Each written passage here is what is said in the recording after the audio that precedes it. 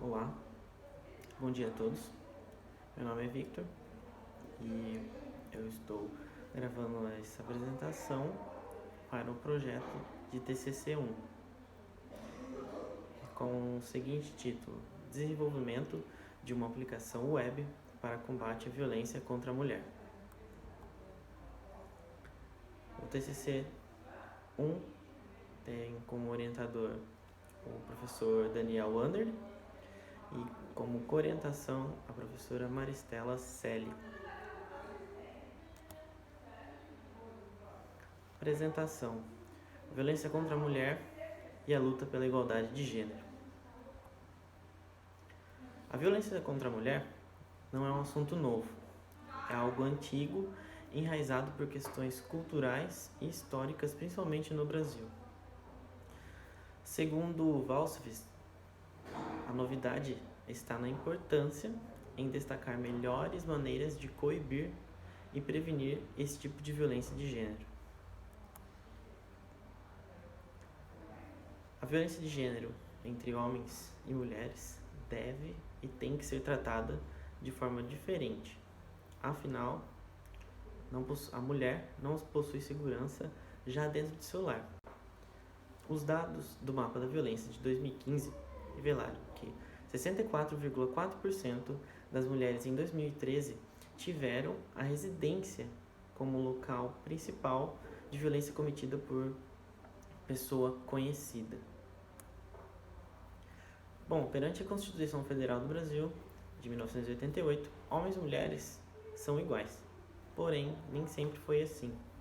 Houve uma luta incessante de igualdade de gênero e direitos da mulher, que deu-se início em 1950, com a formulação de tratados da Comissão Status da Mulher, que garantiu alguns direitos a elas, e em 1980 com o início dos movimentos feministas, segundo Simões. O problema: políticas públicas no enfrentamento da violência. No Brasil, destaca-se o avanço de duas criações e decretos de leis, que é a Lei Maria da Penha e a Lei do Feminicídio. A Lei de número 11.340, mais conhecida como Lei Maria da Penha, de 7 de agosto de 2006, apresentou mecanismos para coibir e punir a violência contra a mulher. Essa lei caracterizou a violência nos aspectos físico, psicológico, moral e sexual, na condição de desvalorização e discriminação na condição de mulher. A lei ainda destaca a violência doméstica e familiar, sem distinção de raça, cor, etnia ou posição social. Então, se definiu não só a penalização de acordo com a ação do agressor, como também o tratamento de meios públicos nas diversas áreas, a fim de tratar medidas protetivas e preventivas com relação a esse fenômeno social. A Lei do Feminicídio veio para complementar a Lei Maria da Penha. Ela tem como número 13.104 e ela foi promulgada em 2015. Essa lei ela alterou o artigo 121 do Código Penal Brasileiro, promulgando e qualificando o feminicídio como um crime de homicídio pela razão de ser mulher. Além disso, ela classificou então o feminicídio como um crime qualificado e hediondo. Portanto, a lei do feminicídio reconheceu assim a expressão mais severa da violência contra a mulher, o feminicídio. Percebe-se então que é papel fundamental do Estado no enfrentamento do tema em questão, na eficácia e atuação das políticas públicas. Porém, dados do Mapa da Violência de 2015 acabam por se questionar a atuação das mesmas. Em 2007, ano seguinte ao decreto da Lei Maria da Penha, a taxa de feminicídio por 100 mil no Brasil era de 3,9 pontos. Teve uma queda de 0,3 com relação ao ano anterior, 2006. Já no ano seguinte, em 2008, foi para 4,2, ou seja, ele subiu 0,3 novamente. E em 2013, que é referente ao ano da pesquisa do mapa da violência de 2015, chegou a 4,8 pontos. Com isso, o mapa da violência também destaca que em 2013 o Brasil ficou em quinto lugar entre os 83 países com maior número de homicídios de mulheres.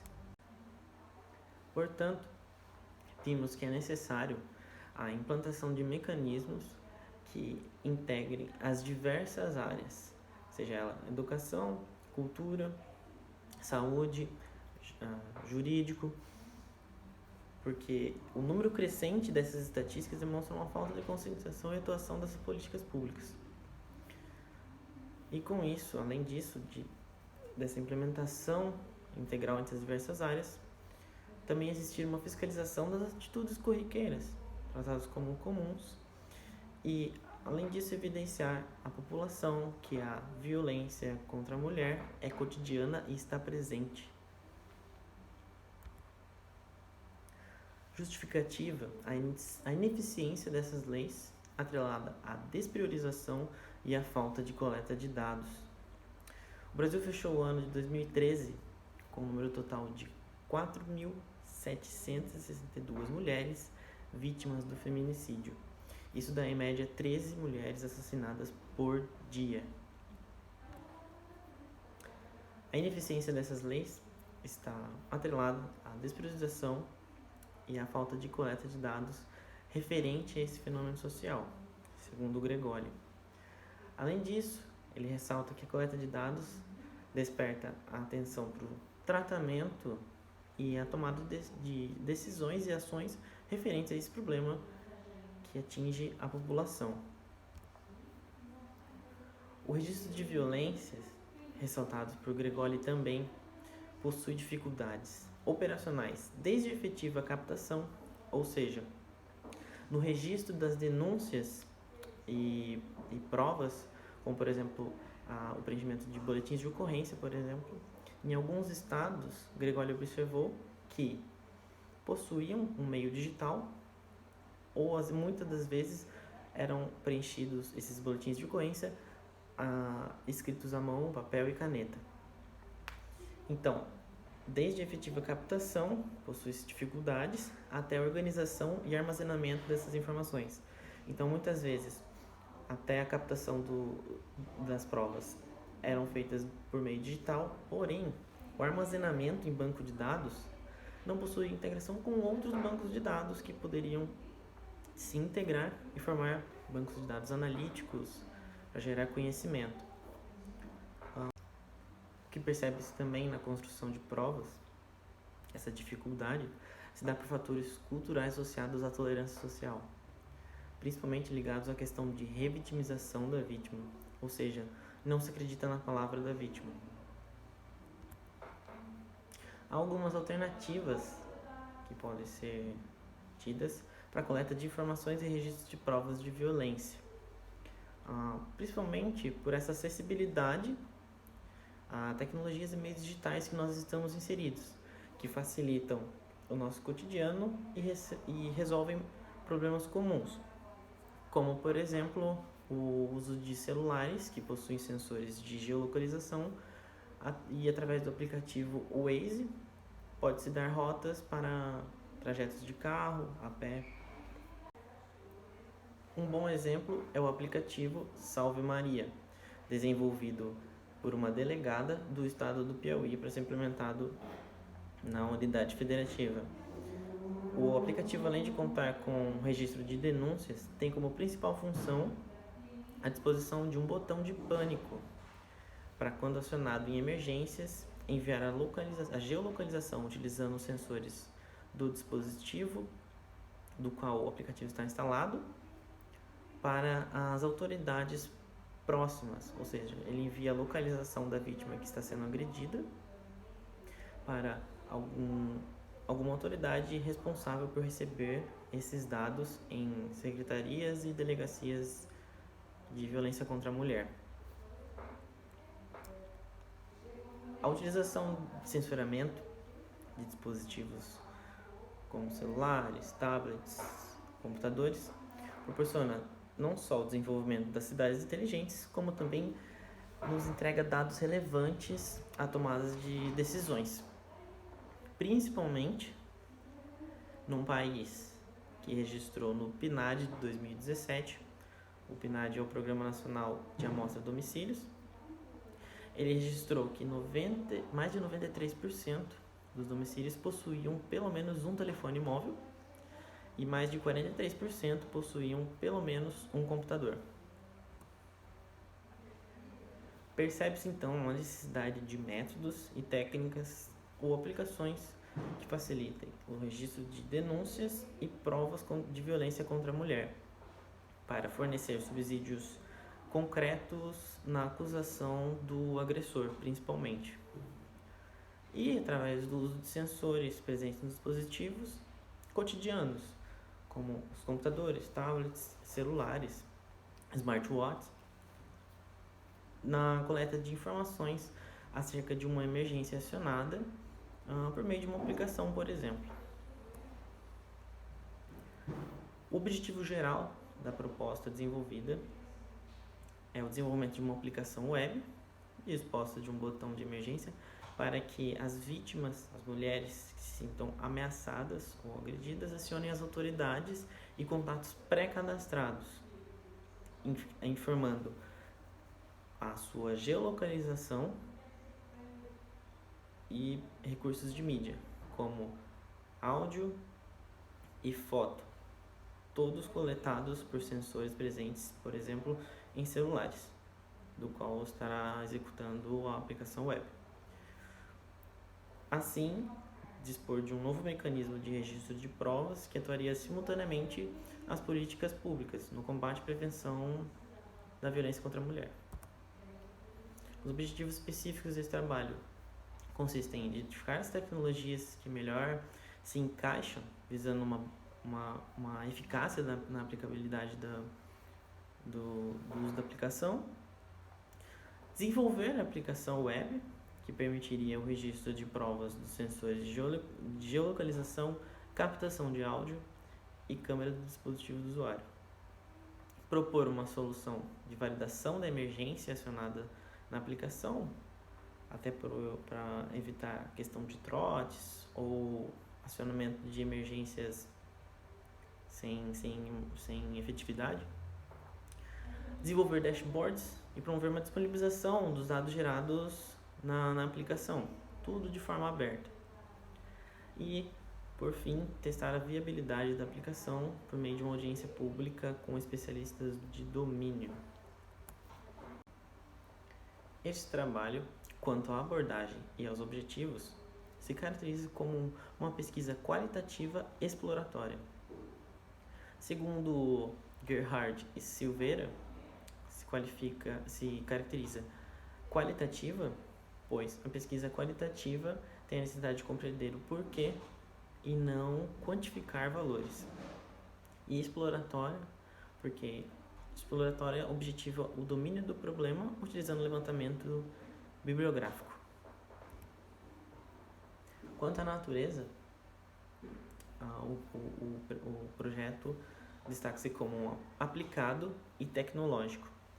Aplicado, por segundo os mesmos Gerhard e Silveira, gera conhecimentos para uma aplicação prática, dirigidos a uma solução de problemas específicos.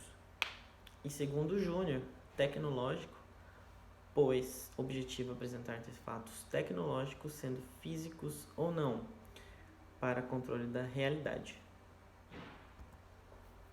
Quanto aos procedimentos, o trabalho tem como caracterização pesquisa bibliográfica. Segundo Fonseca, a pesquisa bibliográfica é definida como levantamento de referências teóricas já analisadas e publicadas por meio de artigos científicos, eletrônicos, meios escritos, páginas web ou canais de notícia.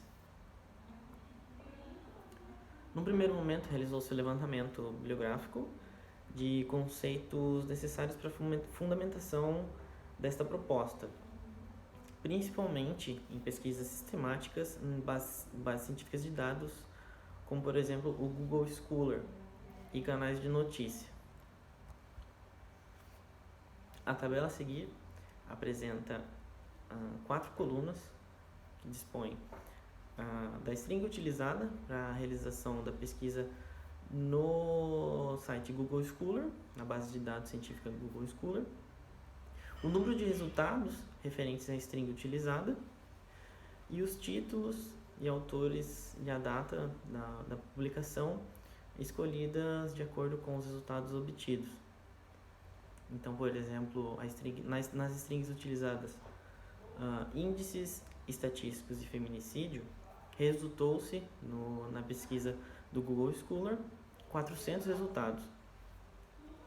Numa breve seleção desses 400, foi selecionado 2 principais, do autor Calado, de 2017, e do autor Simões, de 2016. E assim por diante.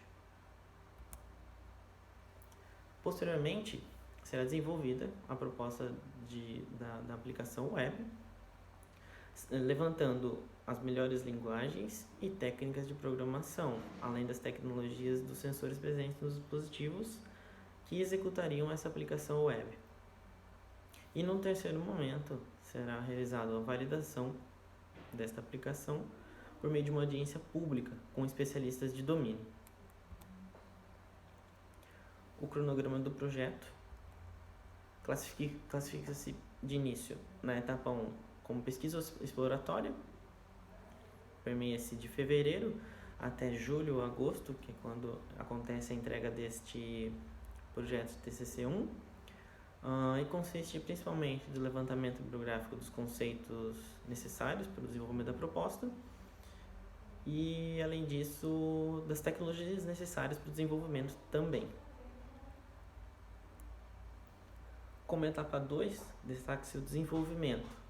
Ela se inicia por junho e finaliza em novembro, está previsto para finalização em novembro, e ela consiste no levantamento das tecnologias, dos sensores que estarão presentes nos dispositivos que executariam a aplicação web, o estudo das linguagens que mais se encaixariam ao desenvolvimento, o próprio desenvolvimento da aplicação, além dos dashboards e as escritas a fundamentação, a escrita do capítulo 2, considerada a fundamentação teórica do TCC, e o capítulo 3, que será descrito todo o desenvolvimento do trabalho. Na etapa 3, será realizado o teste de viabilidade, do qual apresentará a aplicação por meio de uma audiência pública com especialistas de domínio. E toda essa etapa 3 está prevista para o começo de novembro e finalização em dezembro, no qual acontecerá as entregas de TCC2, a pré-banca e a apresentação em banca. Nessa etapa 3 também será escrito o capítulo 4, que apresentará os resultados e discussões do TCC, e bem como o capítulo 5, finalizará com as conclusões. Essas são as referências utilizadas nessa apresentação.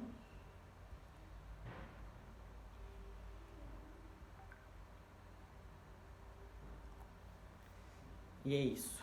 Muito obrigado. Qualquer dúvida, estou à disposição por e-mail. Espero que vocês tenham gostado e até uma próxima.